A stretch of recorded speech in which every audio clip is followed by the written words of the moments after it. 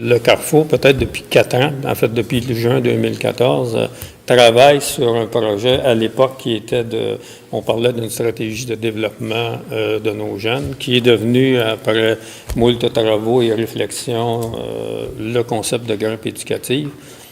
C'est l'importance que toute la littératie peut avoir, puis tout le développement du jeune, donc l'intervention précoce au niveau des difficultés comportementales des jeunes peuvent avoir sur non seulement l'avenir de ces jeunes-là, mais également l'avenir de nos entreprises, puis aussi l'avenir de toute une région.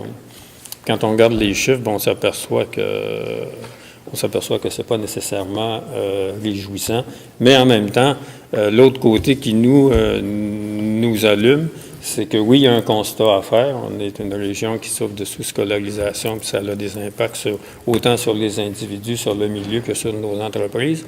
Mais en même temps, ça nous laisse la place à innover. Ça nous laisse la place à monter de beaux projets, puis à se dire, OK, comment on peut faire en sorte pour combattre cette... j'allais dire ce fléau-là, mais... Puis c'est quasiment un fléau, parce qu'on parlait là, de 56 quelques % des Québécois qui sont de niveau 2. Je donne juste un petit exemple concret. Nous, on travaille avec des jeunes, 18-35 ans, puis il y a des jeunes qui viennent chez nous quand ils suivent un programme ou ils embarquent dans un programme ou qui sont référés par Emploi Québec. Il y a un petit formulaire à remplir. Et ils ont de la difficulté à remplir des formulaires qu'on fait extrêmement simples. Puis je vous donne l'exemple le plus concret qui nous a frappé. Le jeune commence à remplir son formulaire. Son nom de famille, ça allait. Son prénom, ça allait aussi. Et là où il a bloqué, c'est adresse civique.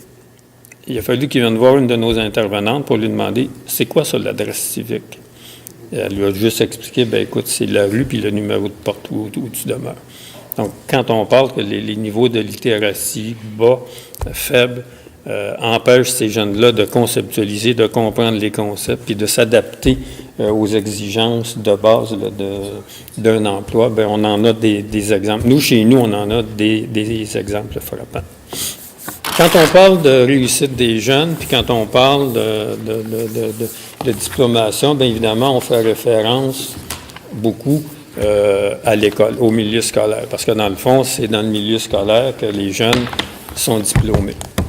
La question que vous allez me poser, j'en suis certain comme média, comment ça se fait que la commission scolaire ou le milieu scolaire n'est pas autour de la table présentement?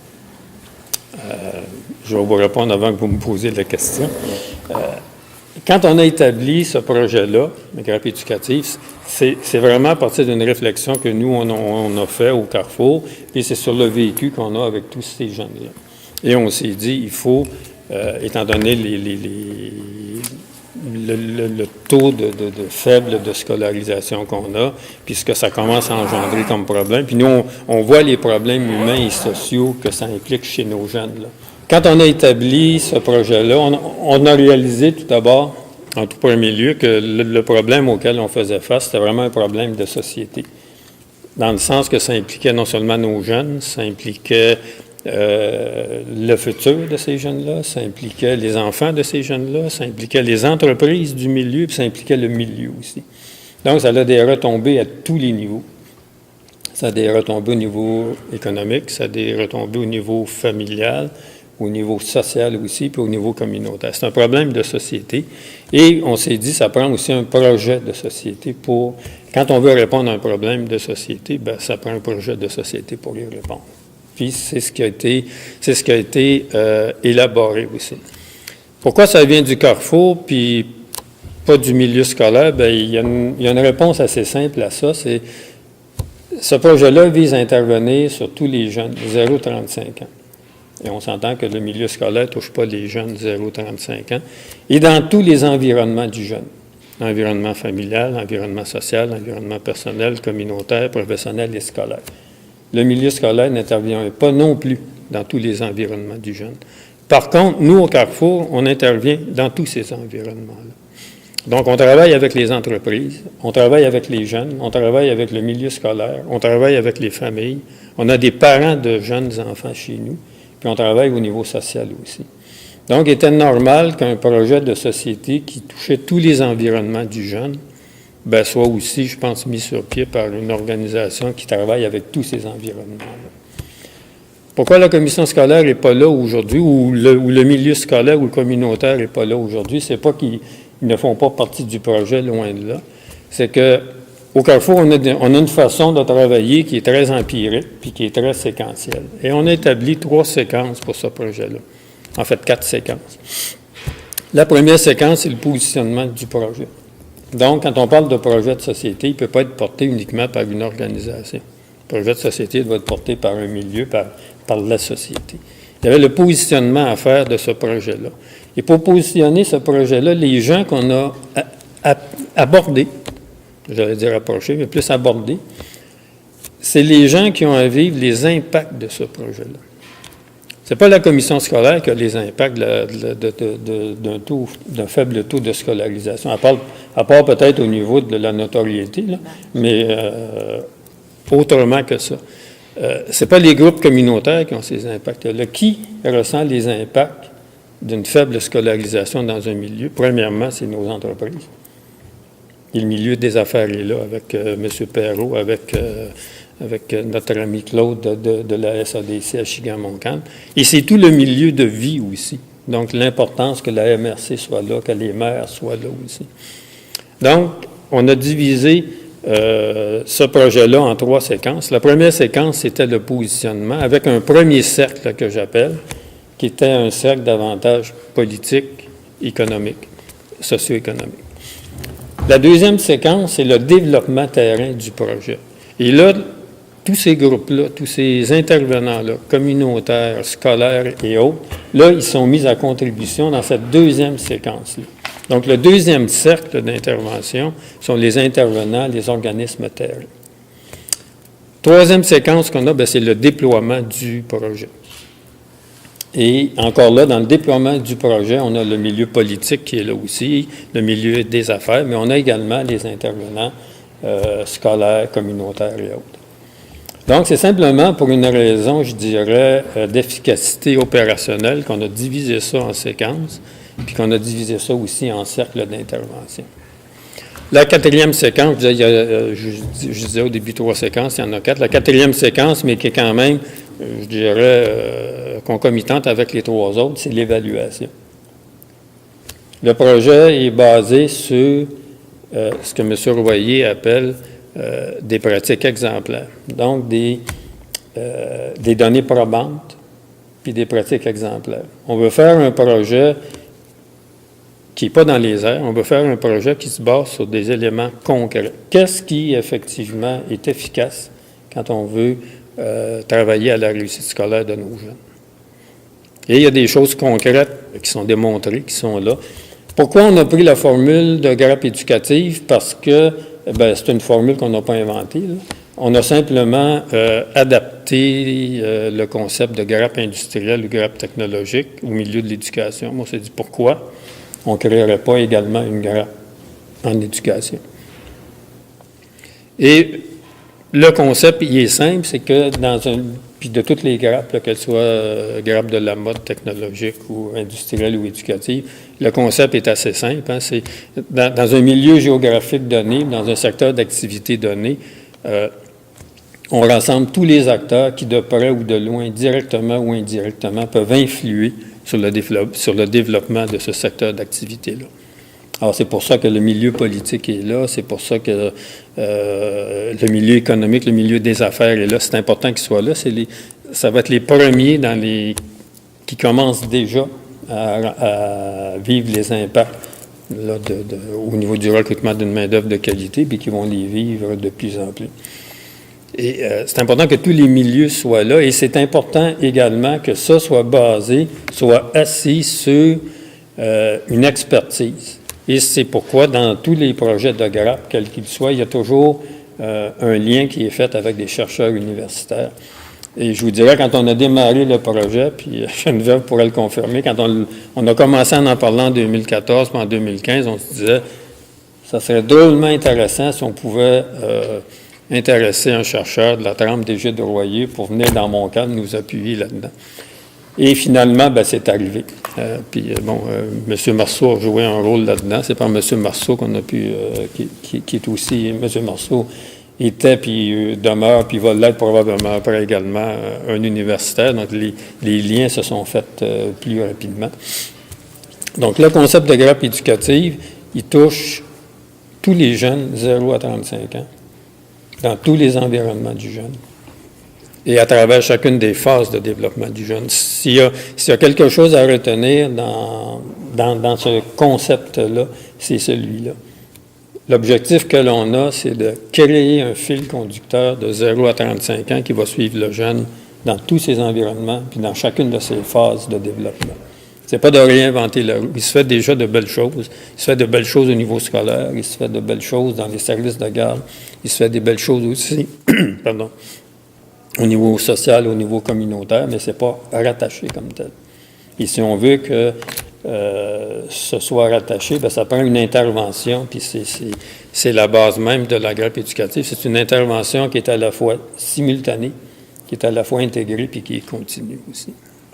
Il y a 2 volets au projet de grappe éducative. Il y a le projet préventif qui touche notamment les 0-14 ans. Puis on a également le volet curatif qui va toucher davantage les 15-35 ans qui rejoint là, globalement notre clientèle. Et ce qui est important dans ce projet-là, c'est vraiment qu'on va toucher ces deux cibles-là, donc le préventif, le curatif. Puis on a la prétention de dire qu'en y allant en prévention, bien, on va améliorer notamment là, les taux là, de décrochage scolaire. $1 qui est investi en préventif permet de sauver $4 en curatif. C'est-à-dire qu'à moyen et à long terme, ce qu'on va être capable de faire ici va permettre de diminuer les coûts, va permettre d'une part d'augmenter le taux de scolarisation de nos jeunes, puis va donner un essor, je pense, au développement de notre milieu, puis permettre à nos entreprises d'être capables de trouver une main-d'œuvre de qualité. Donc, mais ça va permettre aussi, à plus long terme, de sauver des coûts. Puis on va s'adresser également, on va s'adresser au milieu politique, au gouvernement, dans un processus comme celui-là. Et je pense que ce qui est intéressant, c'est que ce projet-là de grappe éducative qui roule depuis 4 ans entre en ligne directe avec les orientations que notre ministre de l'Éducation a énoncées dans son livre « Un Québec libre est un Québec qui sait lire et écrire ».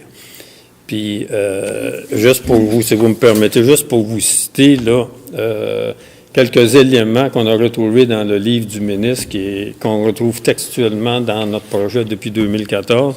Le ministre disait « Il faut cesser de travailler tourné uniquement vers l'école et s'ouvrir à la communauté.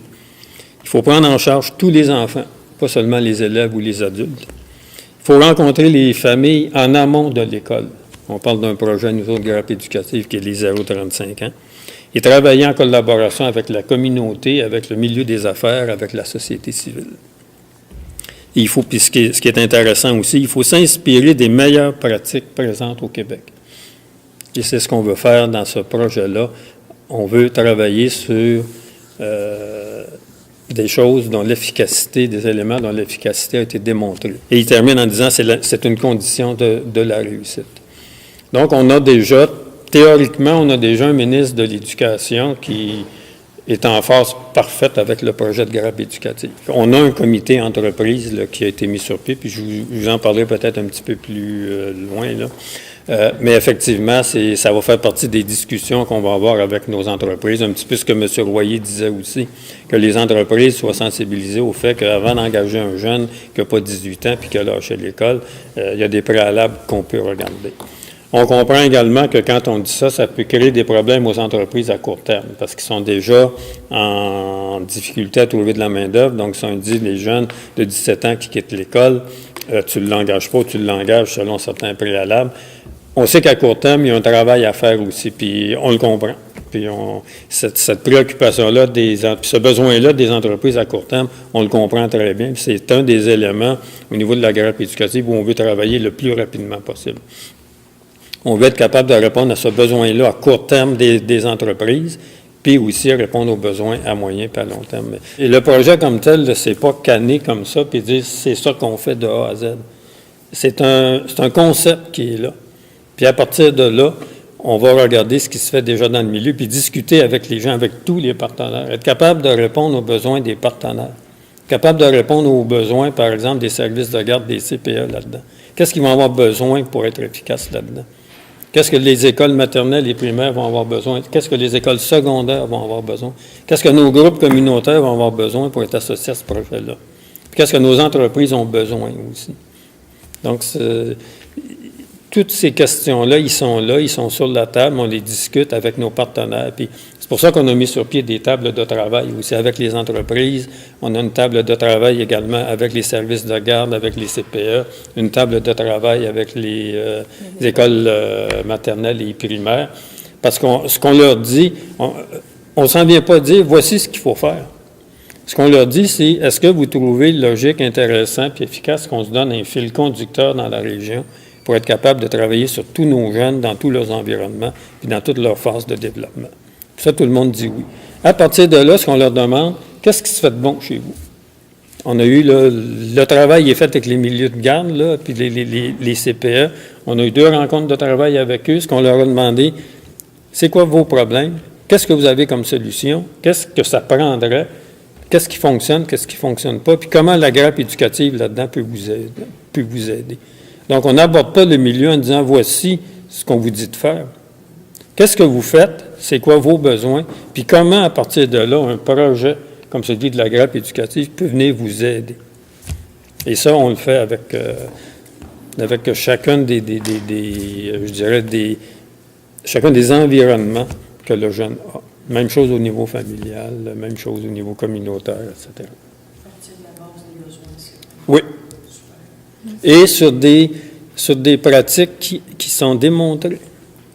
Pas sur des perceptions. On ne veut pas travailler sur des perceptions. On veut travailler sur des choses qui apportent des résultats.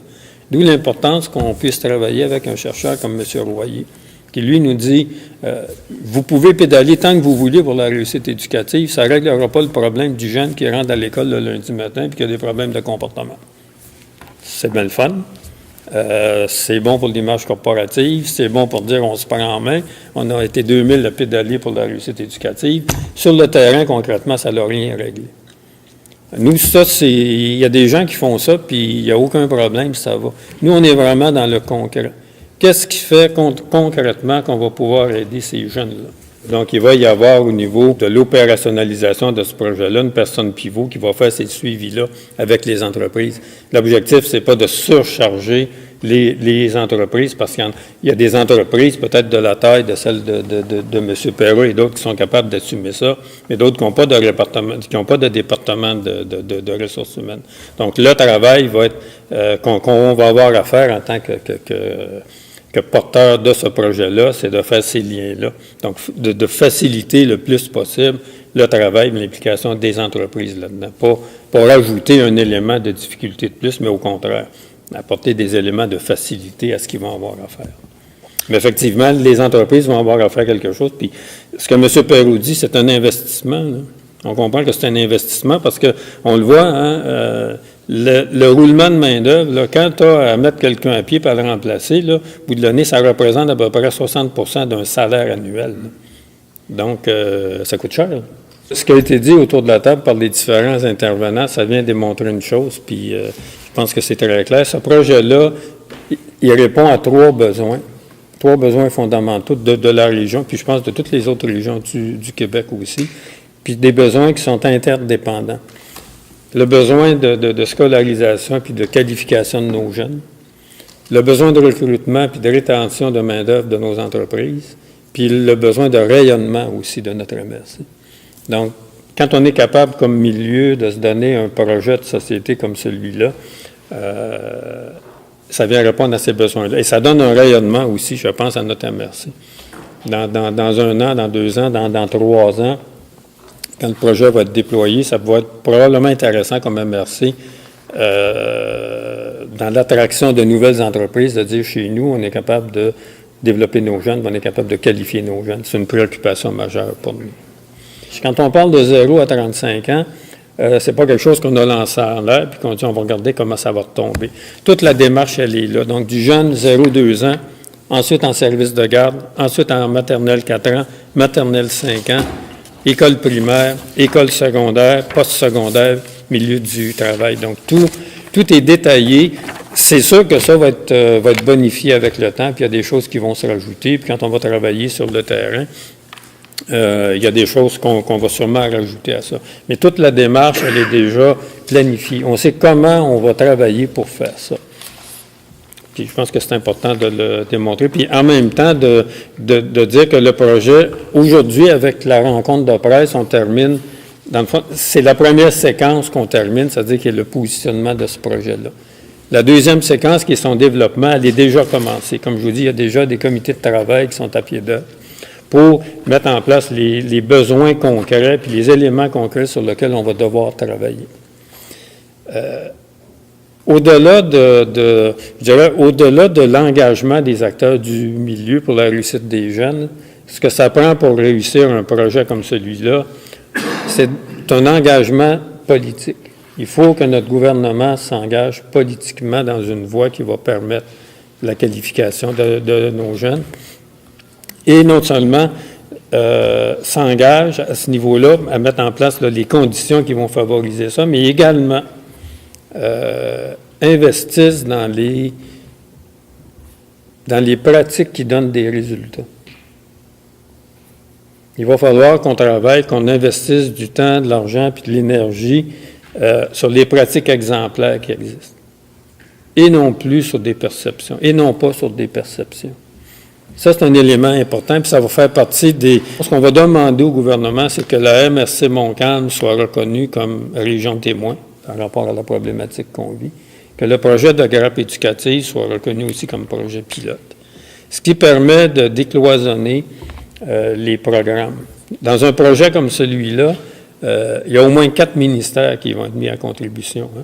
Il y a le ministère de l'Éducation, il y a le ministère de la Santé, il y a le ministère du Développement économique, MDEIE, ministère du Développement économique, ministère d'économie, sciences, ouais, en tout cas, il change, l'innovation, il change tellement, et le ministère de la Famille. Il y a au minimum 4 ministères qui vont devoir travailler sur un projet comme celui-là. Et en 2015, c'est ça, c'est en 2015, à l'été 2015, quand on parlait du projet de stratégie de développement jeunesse, j'avais été invité à aller à Québec par la Fondation Chagnon. On rencontrait les hauts fonctionnaires de 5 ministères. Parce que la Fondation Chagnon nous avait demandé à l'époque comment on peut vous aider dans un beau projet comme celui-là. Parce qu'il y a de l'argent qu'on peut mettre, on regarde pour l'instant, on n'en est vraiment pas là. Si vous voulez nous aider, il y a une façon de le faire, c'est de décloisonner vos fonds. Et la Fondation Chagnon fonctionnait par des fonds. Un fonds Avenir d'enfants, un fonds Québec en forme. Nous, sur le terrain, on travaillait de façon éclatée, ce qui nous amenait certains problèmes. Donc, on leur a dit, si vous voulez nous aider, commencez par décloisonner vos fonds, faire éclater ça, pour qu'on puisse travailler de façon cohérente après ça sur le terrain. On était allé à Québec, puis j'avais fait une présentation. Il y avait tous les ministères que j'ai nommés qui étaient là, et on avait amené cette préoccupation-là de dire au ministère, il faudrait que vous arrêtiez de travailler en silo, puis que vous décloisonniez vos programmes pour qu'ils puissent être efficaces sur le terrain. Ça avait porté fruit à l'époque jusqu'à ce que le docteur Ecclésias, qui était le bras droit de Philippe Couillard à l'époque, dise « C'est bien beau tout ça, mais nous autres, on va continuer à travailler en silo. » Ça avait tout arrêté, là. On avait été plusieurs à se déplacer, à aller à Québec. Je n'étais pas le seul, il y avait des représentants de 3 autres régions. La Naudière était reconnue comme une région qui avançait quelque chose d'intéressant. Et le docteur Ecclésias, à l'époque, avait dit « C'est bien beau tout ça, là, mais on continue à travailler en silo. » Il va falloir retourner aux portes puis dire « Regarde, on peut arrêter de travailler en silo face à ces affaires-là? » Puis ça va reposer sur 2 logiques. Parce que une première logique, qui est celle d'une intervention commune. Ce qu'on fait, c'est exactement ce que le ministre dit dans son livre qui devrait être fait. Donc, dans le fond, ça va être de voir est-ce que, comme on dit en langage populaire, est-ce que les bottines du ministre vont suivre les babines. Et l'autre, c'est une logique qui est purement économique, financière. Quand on investit $1 dans le préventif, ça permet de sauver 4 dans le curatif. Il y a des logiques qui sont là. Est-ce que ces logiques-là vont pouvoir donner une certaine portée au projet qu'on fait? On l'espère, mais on compte beaucoup sur le milieu aussi pour pousser ces interventions-là. C'est un projet pilote, je vous dirais au minimum 1 an, pour être capable là, de tout mettre en place, vérifier. On va demander à M. Royer aussi d'évaluer certaines choses, mais je vous dirais c'est un minimum d'1 an à Saint-Lin, puis peut-être 18 mois, là, 12 à 18 mois au moins. Et quand on parle de Saint-Lin comme projet pilote, ça veut dire qu'on travaille déjà avec les services de garde, les CPE de Saint-Lin. On est déjà en contact avec eux, puis ils ont fait le travail qu'ils avaient à faire. On travaille également avec les écoles primaires maternelles de Saint-Lin aussi. Donc, on travaille avec les institutions, les organismes qui sont en place. On va travailler aussi avec la municipalité de Saint-Lin, parce que comme on parlait avec M. Massé, on va avoir besoin, nous, de connaître il y a combien de mamans qui sont enceintes par année à Saint-Lin, il y a combien d'enfants 0-2 ans et tout ça. Donc, on va travailler sur le terrain avec ces organisations-là et ces institutions-là. Ça ne se fera pas là, de l'extérieur. Oui, il va y avoir une personne pivot, il va y avoir une coordination, mais ça va être vraiment pour, après ça, se donner là, plus une vision un petit peu plus générale. Puis faire un suivi aussi. Faire un suivi, puis faire les évaluations. C'est un gros projet, c'est pas un projet qui est simple, donc on s'est dit, puis c'est notre ami Claude du milieu des affaires qui est très pragmatique, qui nous avait suggéré, bien pourquoi on ne cible pas une municipalité, puis qu'on ne le teste pas là. Et c'est ce qu'on va faire, parce qu'avant de l'étendre à toute la MRC, bien, effectivement, on va faire toutes les démarches, puis on va aller faire nos preuves là, dans une... Puis pourquoi Saint-Lin? Bien, c'est la seule ville, puis c'est la plus importante de notre MRC, donc on trouvait que c'était logique de faire la démonstration là.